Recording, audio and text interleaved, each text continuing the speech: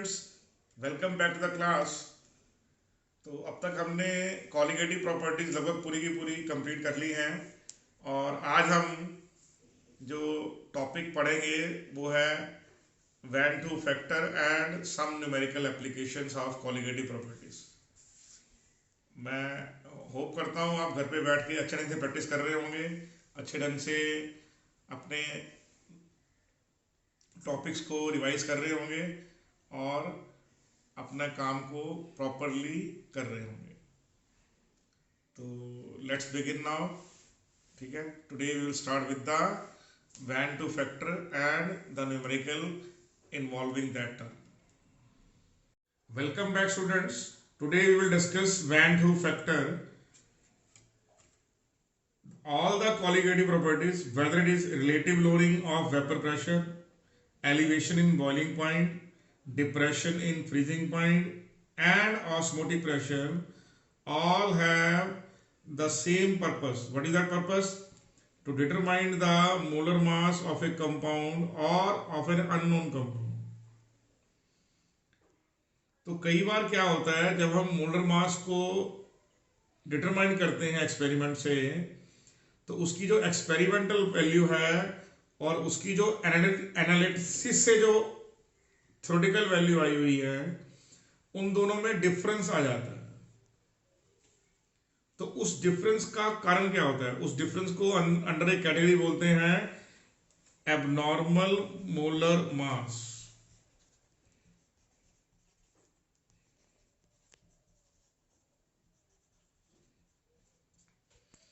कि normal molar mass के से डिफरेंट एक आंसर आपको मिलता है, that is abnormal molar mass. तो ऐसा क्यों होता है? ऐसा इस वजह से होता है कि कुछ सब्सटेंसेस जो हैं वो वाटर में डिसॉल्व होकर डिसोसिएट हो जाते हैं और कुछ सब्सटेंसेस वाटर में डिसॉल्व होने के बाद या किसी दूसरे सॉल्वेंट में डिसॉल्व होने के बाद एसोसिएट हो जाते हैं। इसका मीनिंग क्या हुआ कि कॉलिगेटिव प्रॉपर्टीज में एक मॉडिफिकेशन आपको देना पड़ेगा। वो क्या है? That colligative properties not only depends upon the number of moles of solute but also on nature of solute and the nature of solvent taken। मतलब क्या हुआ? मान लीजिए हमारे पास एसिटिक एसिड है। आप एसिटिक एसिड को अगर वाटर में डिसॉल्व करेंगे तो it will dissociate as a weak electrolyte. तो आप बोल सकते हैं कि acetic acid when taken in water it dissociation happens. So 1 mole of the component becomes 2 moles of the component or less than that. So answer will be in between 1 and 2. Why? Because it is a poor electrolyte। लेकिन जो भी है ये dissociate हो गया water में। लेकिन यही एसिटिक एसिड अगर आप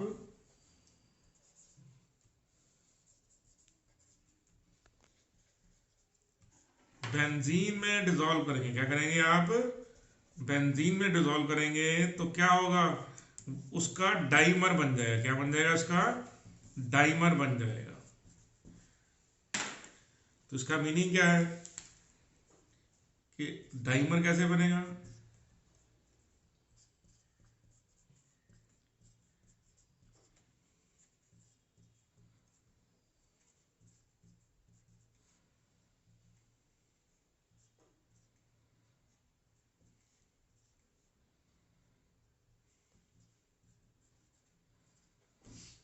आप देखिए, मैं यहां से भी देखिए, ये एक यूनिट है एसिटिक एसिड की,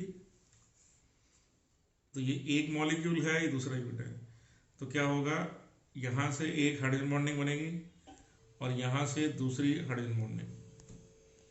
तो क्या बन गया? डाइमर। क्या बन गया? डाइमर। तो क्या होगा? 2 मोल बिकमिंग 1 मोल। तो एसिटिक एसिड में 1 मोल अगर वाटर में डिसॉल्व करेंगे तो डिसोसिएशन हो रही है, लेकिन बेंजीन में डिसॉल्व करेंगे तो क्या हो रहा है यहां पर?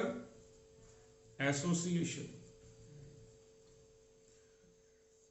तो ये बहुत इंपॉर्टेंट चीज है। इसका मतलब क्या हुआ कि इलेक्ट्रोलाइट्स जो हैं उनका नेचर सॉल्वेंट पर भी डिपेंड करता है कि आपने सॉल्वेंट कौन सा यूज किया है। कि आप डेल्टा, आप देखिए ना एसिडिक हेड का डेल्टा, अगर आप फ्रीजिंग पॉइंट में डिप्रेशन या बॉइलिंग पॉइंट में एलिवेशन या ऑस्मोटिक प्रेशर चेक करेंगे तो पार्टिकल्स ज्यादा आ रहे हैं, नंबर ऑफ मोल्स ज्यादा आ रहे हैं if dissociation happens. If dissociation happens then what is happening, तो हमें मिल रहा है delta T B, delta T F, pi, इन सब में एक इंक्रीज आएगा। इनमें समय क्या आएगा, एक इंक्रीज होगा जो थ्योरेटिकल वैल्यू से ज्यादा होगा। कि इनमें जो ऑब्जर्व होगा, जो एक्सपेरिमेंटल हम चेक करेंगे वो क्या होगा, ऑब्जर्व जो हमारा थ्योरेटिकल ऑब्जर्वेशन होगी डेल्टा टीबी की, डेल्टा टीएफ की या पाई की या रिलेटिव लोअरिंग की, उससे ज्यादा आंसर आएगा, मोर देन दैट। और यहां पे क्या होगा, जो एक्सपेरिमेंटल वैल्यू होगी डेल्टा टीबी की या डेल्टा टीएफ की या पाई की, उसमें डिक्रीज आएगा। क्या आएगा, उसमें डिक्रीज आएगा then the theoretical value. In cases में जो एक्सपेरिमेंटल वैल्यू है या ऑब्जर्व वैल्यू है वो कंपैरेटिवली लेस हो जाएगी, और डिसीजन में क्या होगा, जो हमारी कॉलिगेटिव प्रॉपर्टीज हैं वो इंक्रीज हो जाएंगी। तो इसका मतलब क्या हो गया, कंपाउंड के डिसोसिएशन और एसोसिएशन का इफेक्ट होता है कॉलिगेटिव प्रॉपर्टीज के मेजरमेंट में। मैं रिपीट कर रहा हूं बात को, whether a compound is undergoing dissociation और एसोसिएशन, ये उसके कॉलिगेटिव प्रॉपर्टीज को बहुत जबरदस्त तरीके से इफेक्ट करेगा। अगर डिसोसिएशन होती है तो आपकी जो एक्सपेरिमेंटल वैल्यू है या जिसको आप ऑब्जर्व वैल्यू करेंगे वो एक्सपेक्टेड वैल्यू से ज्यादा आएगी, और अगर एसोसिएशन होती है तो आपकी जो एक्सपेरिमेंटल वैल्यू है या जो ऑब्जर्व वैल्यूज हैं वो कम आएंगी, वो लेस आएंगी देन द थ्योरेटिकल वैल्यूज। तो ये पॉइंट आपके माइंड में बहुत क्लियर होना चाहिए। Are you okay with that? Sure, please इसको नोट डाउन कर लीजिए, फिर हम नेक्स्ट बात करेंगे। एक्सपेरिमेंटल वैल्यू को या फिर ऑब्जर्व वैल्यू को हम लिखेंगे EXP, ताकि आपको याद रहे, ठीक है। और ये थ्योरेटिकल वैल्यू है या फिर इसको बोलेंगे नॉर्मल वैल्यू। नॉर्मल और थ्योरी सेम बात है, एबनॉर्मल, एक्सपेरिमेंटल और ऑब्जर्व सेम है। मैं रिपीट कर रहा हूं, एक्सपेरिमेंटल बोल दीजिए, ऑब्जर्व बोल दीजिए या एबनॉर्मल बोल दीजिए, एक ही मीनिंग है। थ्योरी बोल दीजिए या नॉर्मल बोल दीजिए, एक ही बात है। क्लियर? तो जो मोलर मास एक्सपेरिमेंटल होगा डिसोसिएशन में वो less than that of molar mass theory होगा। और जो relative lowering in vapour pressure है, डेल्टा TF है, डेल्टा TB है, पाई है, वो क्या होगा, एक्सपेरिमेंटली ज्यादा होगा in comparison to theory values.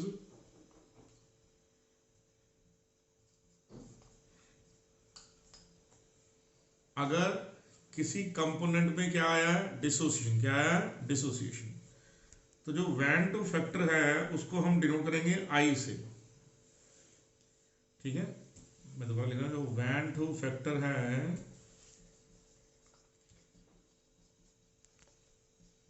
उसको हम I से डिनोट करेंगे। क्लियर? तो I की वैल्यू क्या आएगी, I की वैल्यू आएगी number of particles present in solution,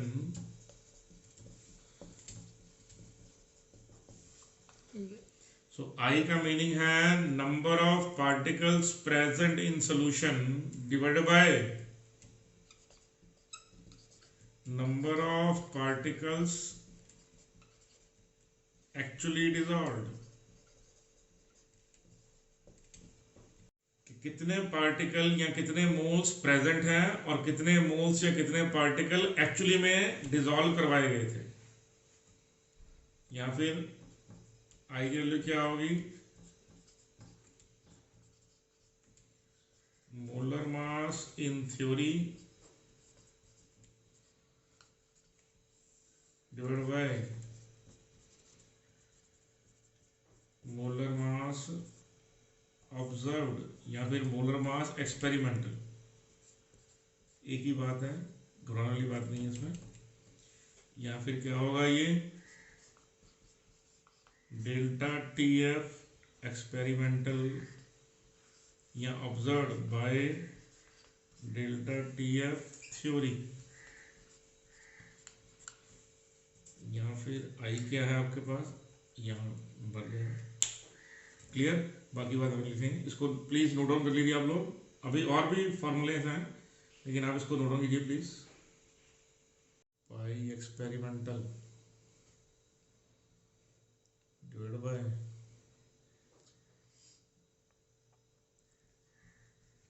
delta T F observed by delta T F theory,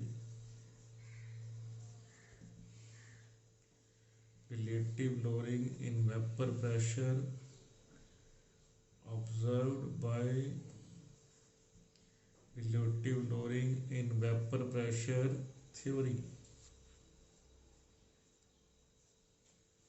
ये आई वैल्यू क्या है, colligative property observed by colligative property theory, simple सी लैंग्वेज है, बाकी अपना ले लीजिए।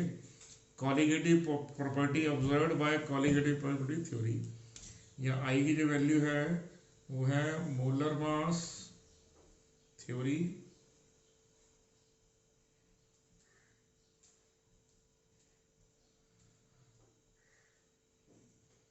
Bye molar mass observed.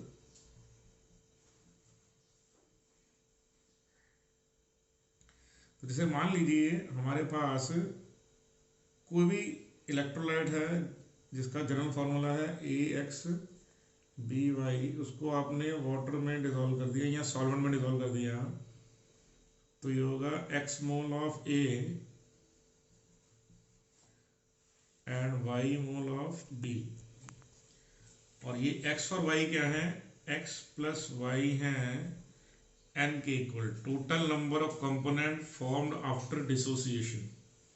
क्या ये total number of moles formed after dissociation, not dissolved, formed after dissociation. n क्या है, मैं दोबारा रिपीट कर रहा हूँ, x प्लस वाई, x क्या है number of particle of A, y क्या है number of particle of b, और you can say that x plus y collectively is total number of moles formed after dissociation. ठीक है, तो you get the point. तो इसका मतलब क्या होगा, अब आप अगर इसका आपने 1 मोल लिया है तो इसका ये 0 मोल होगा। इसमें से अगर अल्फा पार्ट डिसोसिएट हो गया तो ये x टाइम्स अल्फा बनेगा और ये क्या बनेगा y टाइम्स अल्फा। तो आप बोल सकते हैं 1 क्या है नंबर ऑफ मोल्स डिसॉल्व्ड, तो नंबर ऑफ मोल्स प्रेजेंट कितने हैं यहाँ पे, तो प्रेजेंट में आएगा 1 minus alpha plus x alpha plus y alpha. तो x प्लस वाई की वैल्यू क्या है, तो आंसर है n, total number of particle after dissociation. मैं दोबारा बोल रहा हूं n क्या है, number of particles, total number of particles after dissociation.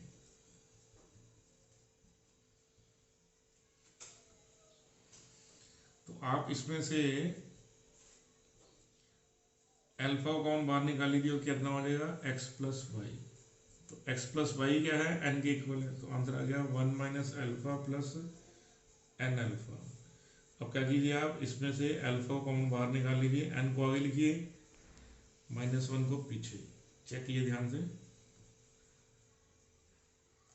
n into alpha is equal to n alpha, alpha into 1 is equal to this -1। Clearly understood. तो ये क्या है नंबर ऑफ मोल्स प्रेजेंट। तो आई की value क्या आ जाएगी आपके सामने 1 plus alpha n minus 1 divide by total number of moles present. तो आई की वैल्यू क्या है number of moles present by number of moles dissolved.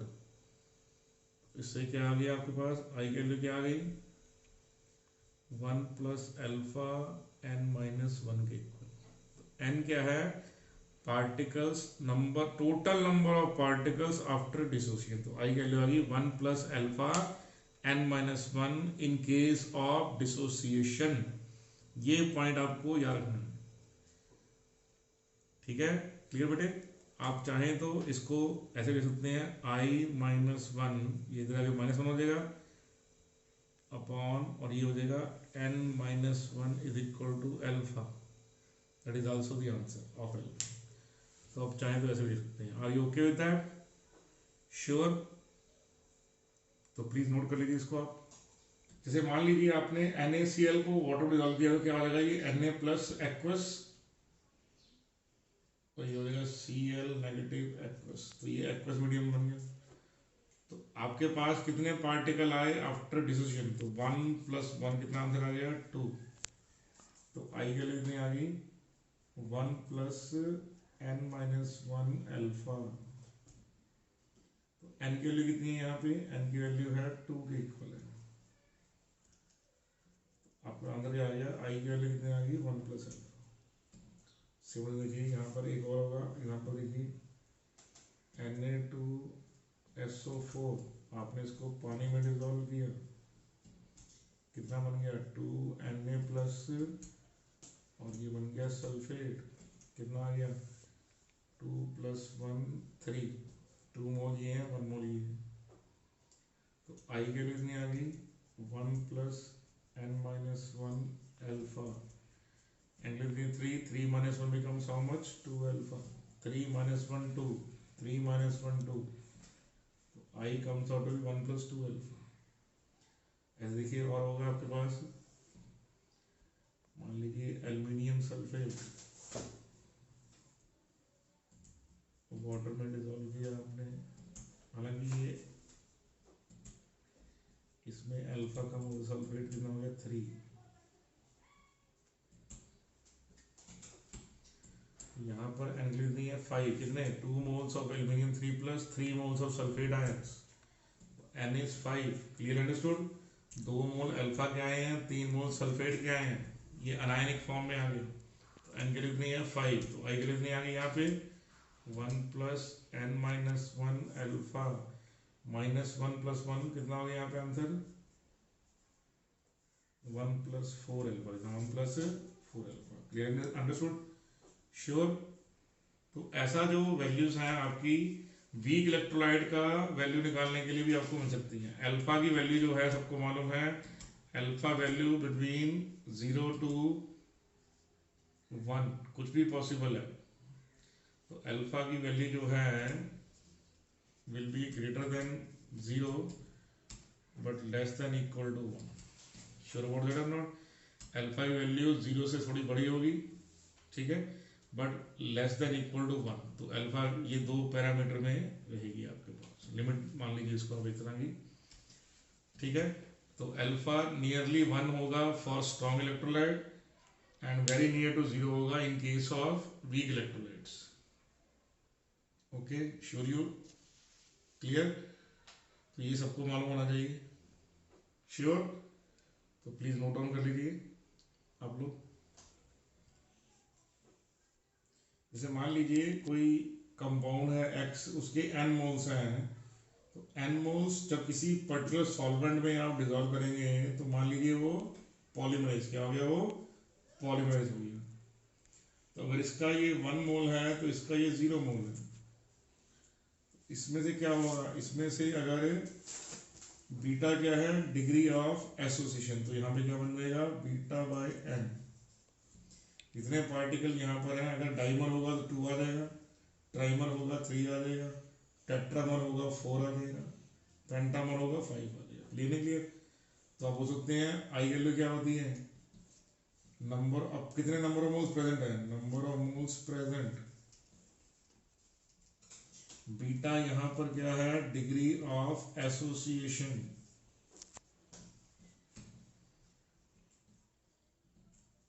Just to distinguish, वो अल्फा अल्फा सेम होगा इस वजह से, और कोई वो नहीं है, पर्टिकुलर रीजन नहीं है। तो यहाँ पर प्रेजेंट मोल्स है, एक्स के मोल्स कितने प्रेजेंट है 1 माइनस बीटा, और पॉलीमर में कितने प्रेजेंट है x पावर n, तो क्या कहना है, तो ये हो जाएगा बीटा बाय n।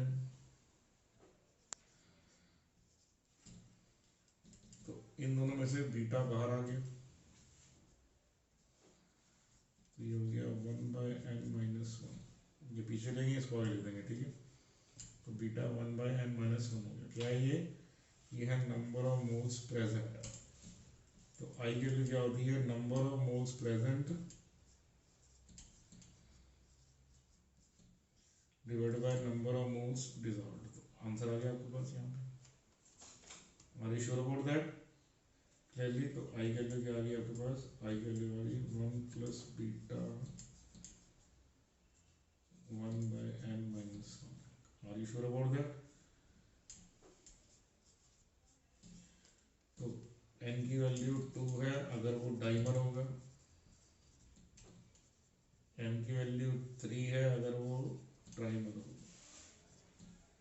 तो ये जो वैल्यू है एसोसिएशन की, और जो लास्ट वैल्यू थी वो थी डिसोसिएशन की। आप प्लीज उसको याद रखिए, these two values are very very important, but they are very very important.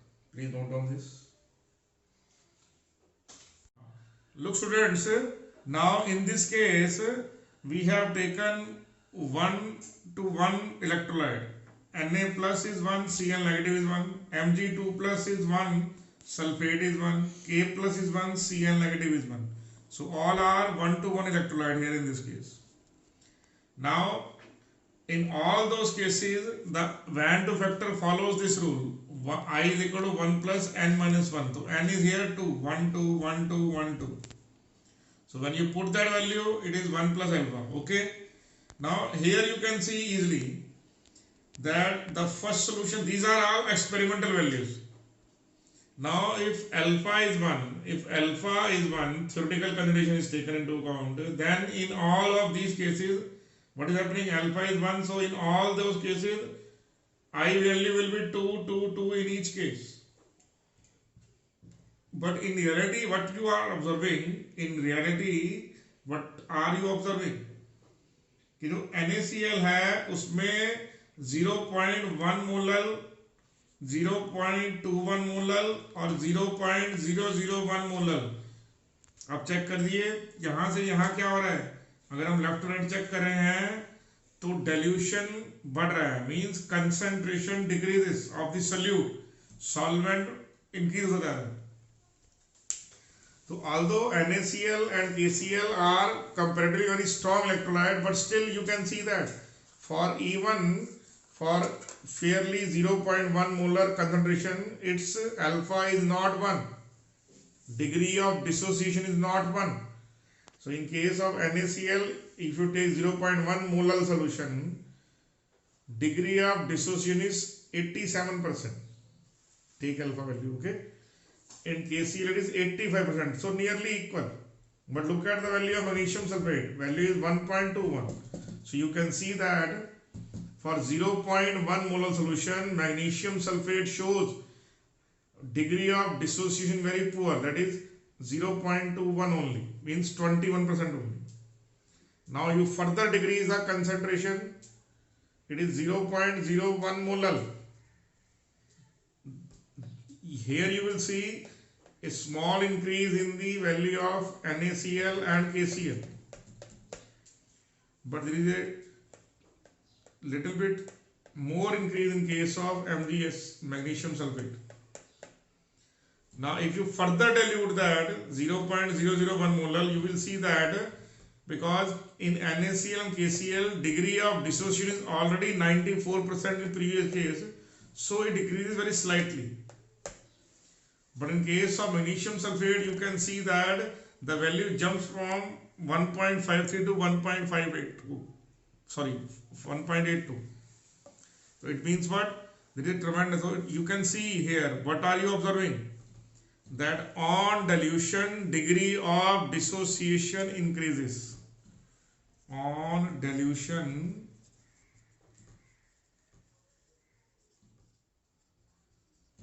degree of dissociation increases. Are you okay with that? Now let's take one example of electrolyte 2,1. here what can you see? Potassium sulfate, 2 moles of potassium, 1 mole of sulfate. So expected theoretical value is 3, 2 potassium, 1 sulfate. But in reality, what are you observing? 2.32, 2.70 and 2.84. So here you can observe that degree of dissociation will be what? So you can, by putting in this value, you can find out, because let us, I will give you one example. Let us suppose this is the example given to you. So how many, what is the value of N in potassium sulfate? Answer is 3. Okay, if alpha is 1. So I value is 1 plus 3 minus 1. What is that? 2 alpha. The value of I is 2.84. 1 plus 2 alpha. So what is the value? Value is 1.84. How? Because you subtract minus 1. So answer is 2 alpha. So what is the value of alpha? Answer is 0.92. In which case I have taken potassium sulfate. So here you can see, आप check कीजिए potassium sulphate में अगर आपको alpha निकालना है through experimental values, तो i की theoretical value क्या है? 3, लेकिन एक्चुअल वैल्यू नहीं है 2.84 है। 3 तब है जब अल्फा 1 है, लेकिन अल्फा 1 नहीं है, तो आई की वैल्यू क्या होगी? 1 प्लस 2 अल्फा। चेक कर लीजिए इसमें रख के वैल्यू में, तो कितनी वैल्यू दे रखी है एक्सपेरिमेंटल? 2.84, तो आप रखिए 2.84, 1 को इधर लगे माइनस कीजिए तो क्या हो जाएगा? 2.84 माइनस 1, 1.84, यू डिवाइड बाय 2, तो 0.92, तो कितना आ गया? 92%। कितना आ गया? 92% is the degree of dissociation. लेकिन इसमें मेन जो ये टेबल में बताने का तरीका इस वजह से आपको लिखा गया है कि आपको मालूम पड़ जाए कि जैसे जैसे कंसंट्रेशन डिक्रीज होगी वैसे वैसे डिग्री ऑफ डिसोसिएशन इंक्रीज होती जाएगी। Clear? It means degree of dissociation increases on dilution. Okay? तो please note down कीजिए इसको. So this is the formula you read about till now about the various colligative properties. This is relative lowering of vapor pressure. This is elevation in boiling point, depression in freezing point, and osmotic pressure. Now here you modified all these properties by introducing a term Van 2 factor in each and every case. So I is introduced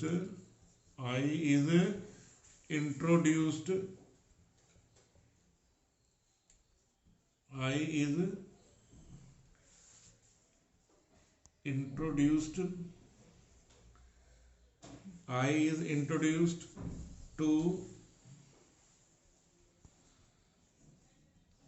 modify the formulas.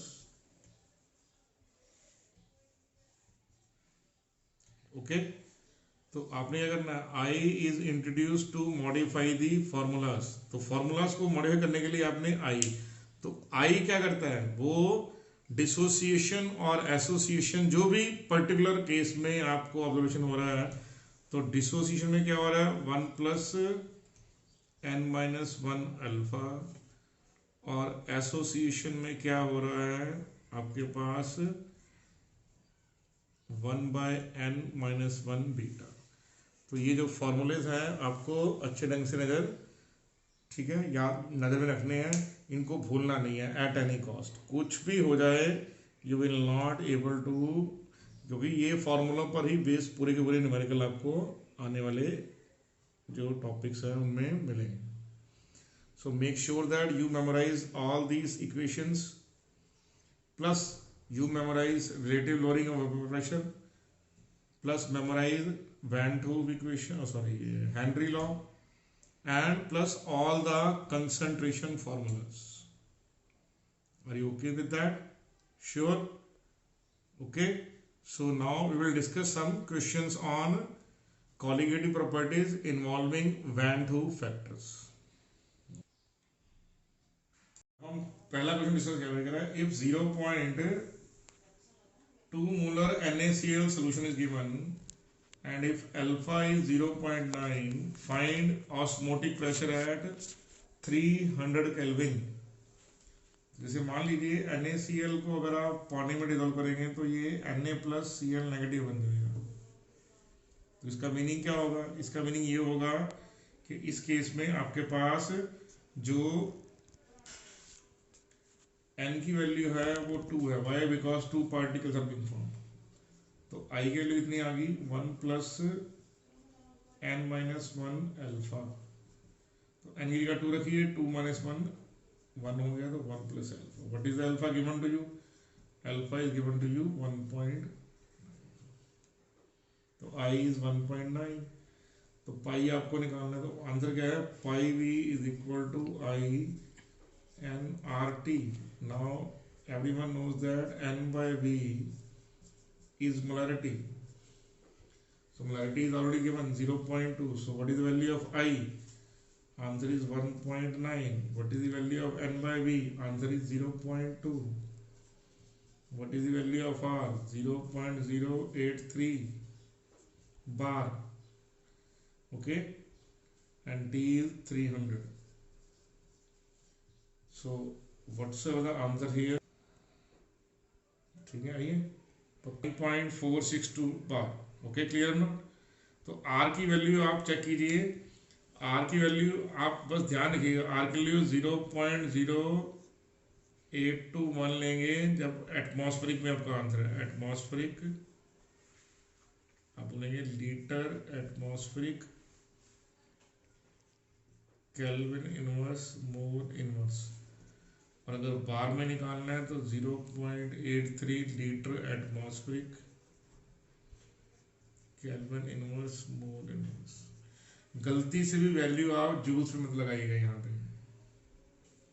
Clear नहीं learn? तो ये आपके पास answer आ गया। Sure about that? तो note कर लीजिए, हम रिपीट करते हैं क्वेश्चन को। NaCl degree of dissociation is 90%. So by using the van 2 factor you can find out this. After that this is the answer you are able to get. Clearly understood now? Sure. अब हम आपको करके दे रहे हैं NCERT का exam. ये example कर दिया। अब इसी तरह से बेस्ड है NCERT का एग्जांपल नंबर, सबसे लास्ट क्वेश्चन है NCERT एग्जांपल 2.41। NCERT का एग्जांपल नंबर 2.41 कर रहे हैं। तो NCERT में क्या बोलता है कि आपको पोटाशियम सल्फेट गिवन है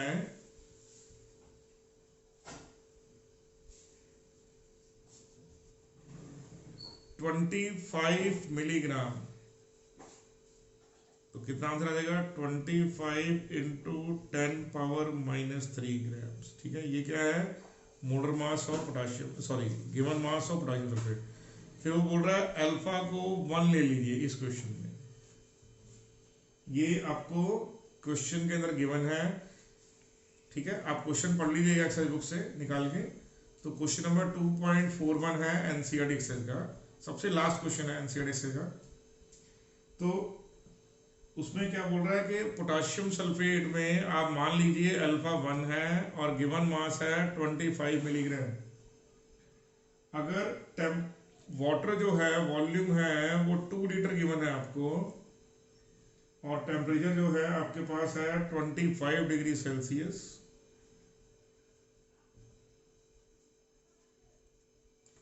तो बताइए पाई की वैल्यू क्या है? तो पोटाशियम सल्फेट को जब आप वाटर में डिसॉल्व करेंगे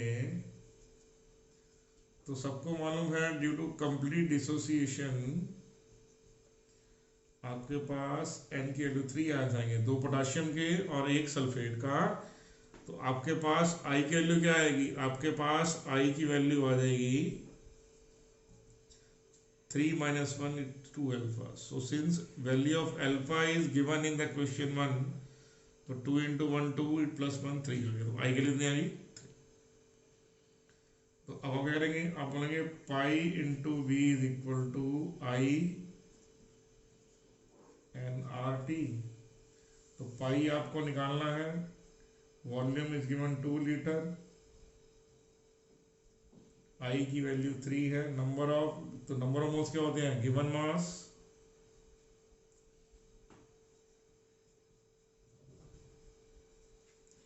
डिवाइड बाय मोलर मास। तो मोलर मास क्या है, okay, now if you put all the number of moles 20 given mass by molar mass is 174 and you put the value, you will get the value of pi this, क्योंकि आपने 0.083 लिया तो answer बार में आएगा। अगर आप चाहते हैं आंसर आपका एटमॉस्फेरिक में आ जाए तो आंसर बार में निकालने के बाद आप उसको डिवाइड कीजिए 1.013 से, वैसे कोई फर्क नहीं पड़ेगा, bar is the actually SI unit, ठीक है। एटमॉस्फेरिक जो है नॉर्मली यूज करती है लेकिन एक्चुअल में एसआई यूनिट बार ही है, ठीक है। Are you sure, clear? हाँ जी। हेलो स्टूडेंट्स, अब हम एनसीईआरटी एक्सरसाइज का क्वेश्चन नंबर 2.40 डिस्कस कर रहे हैं। आपको बताना है कैल्शियम क्लोराइड का कितना मास डिसॉल्व करवाया जाए 2.5 लीटर वाटर में कि ऑस्मोटिक प्रेशर 0.75 एटमॉस्फेरिक हो। तो क्योंकि पाई की वैल्यू एटमॉस्फेरिक में है, ऑब्वियस है आप आर की वैल्यू 0.0821 लेंगे। जो आई फैक्टर है वो 2.47 है। हालांकि अल्फा पूछा नहीं गया, लेकिन अगर मैं आपसे पूछूं भाई अल्फा है क्या, तो वो भी आप निकाल सकते हैं कि find the degree of dissociation of CaCl2। खैर वो लास्ट में हम ऐसे ही एक्साइटमेंट के लिए कर लेंगे। अभी हम निकालते हैं what is the given mass. तो सबको मालूम है pi is equal to InRT। तो पाई के लिए गिवन है 0.75, वॉल्यूम है 2.5, आई की वैल्यू है 2.47, एन की वैल्यू होगी given mass of solute bye molar मास। तो कैल्शियम का मास होता है 40, क्लोरीन का 2 एटम का मास होता है 71। तो आंसर आ गया 111 इंटू आर की वैल्यू है 0.0821, क्योंकि ये वैल्यू एटमॉस्फेरिक में गिवन है, और टी की वैल्यू है 300 केल्विन। तो आप कुछ नहीं करना, क्रॉस मल्टीप्लाई कीजिए, you will get the value of WB, that is 0.75 into 2.5 into 11 divided by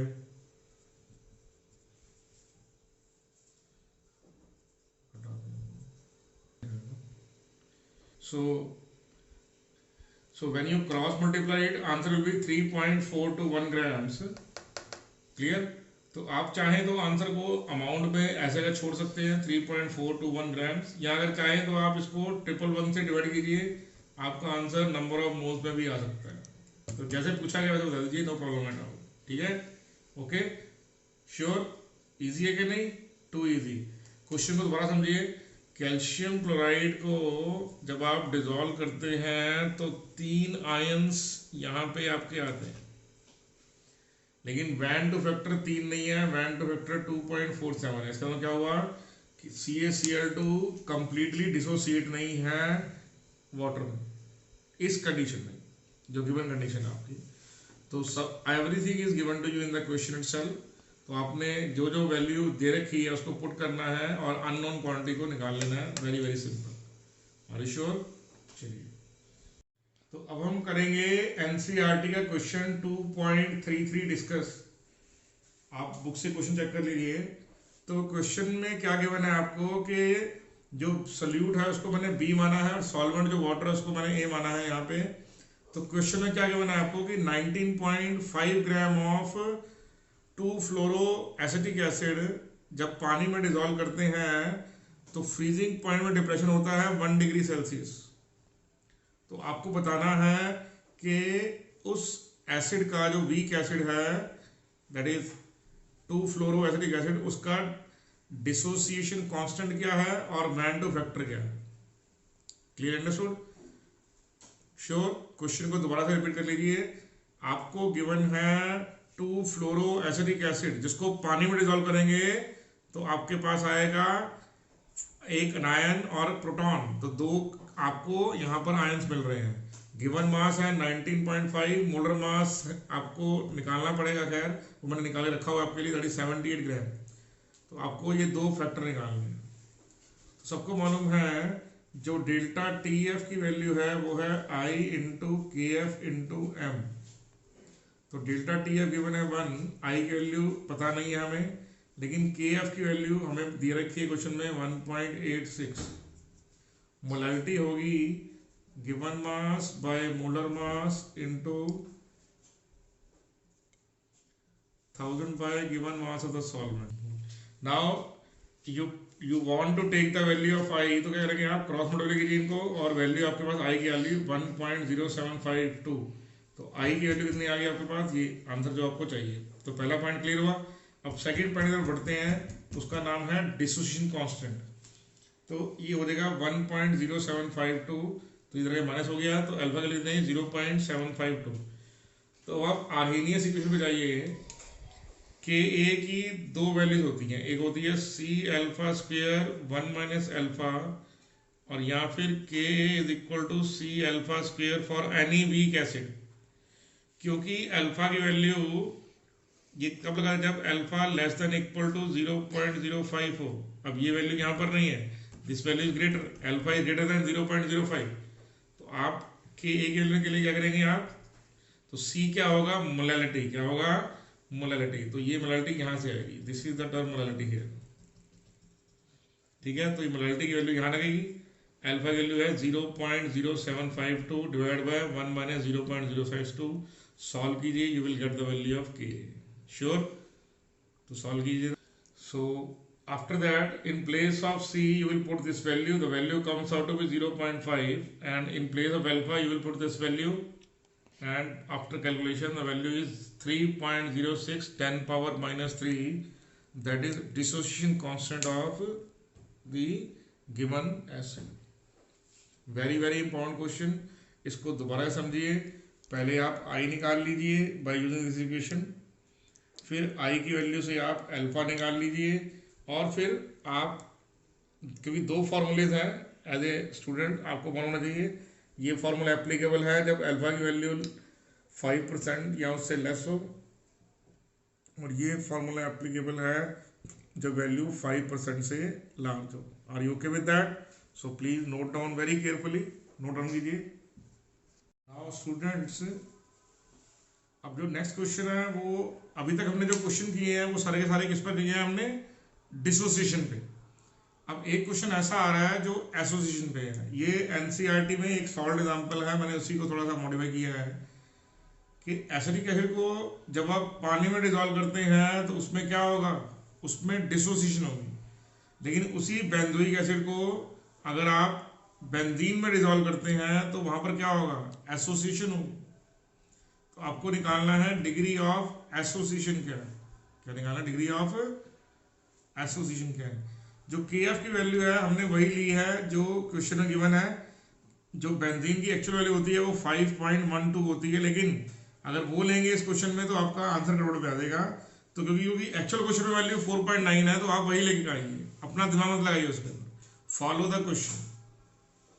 ए यहाँ पर बेंजीन है, सॉल्वेंट यहाँ पे वाटर नहीं है।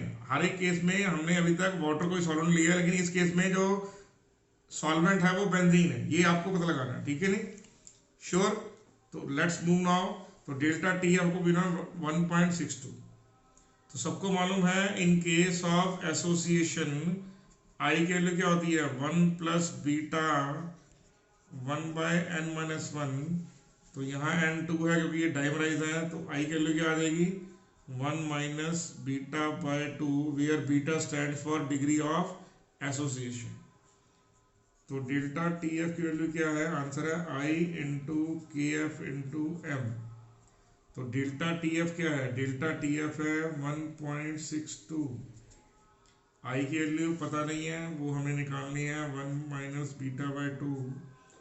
के एफ की वैल्यू क्या है, के एफ की वैल्यू है 4.9, और मोलैलिटी क्या है, given mass of benzoic acid that is 2 divided by it's molar mass, ठीक है। तो मोलर मास जो बेंजोइल का होता है वो होता है 122 के आसपास होता है, तो बोलेंगे 122।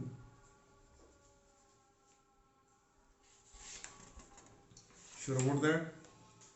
उसके बाद आपके पास 1000 है डिवाइड बाय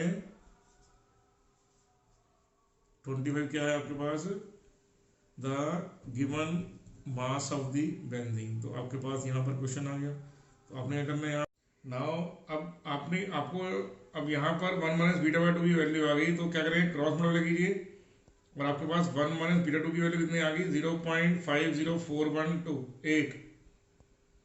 तो बीटा बाय 2 को इधर ले जाइए और इसको इधर ले जाइए, आपस में एक्सचेंज हो गया ये, तो यहाँ पे आ गया 0.49582 डिवाइड मल्टीप्लाई बाय 2 कीजिए, ये आंसर आ गया।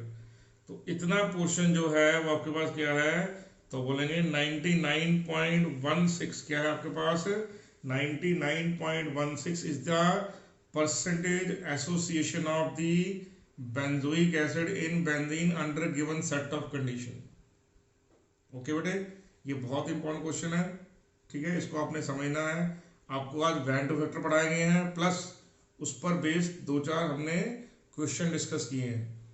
कल के लेक्चर में हम डिस्कशन करेंगे जितने भी प्रीवियस आईआईटी और आईआईटी एडवांस में आए हुए क्वेश्चन हैं उनको हम, जिनमें वैन टू फैक्टर इन्वॉल्व है हम और कॉलिगेटिव प्रॉपर्टीज इन्वॉल्व है, we will try to solve most of the cases. Okay.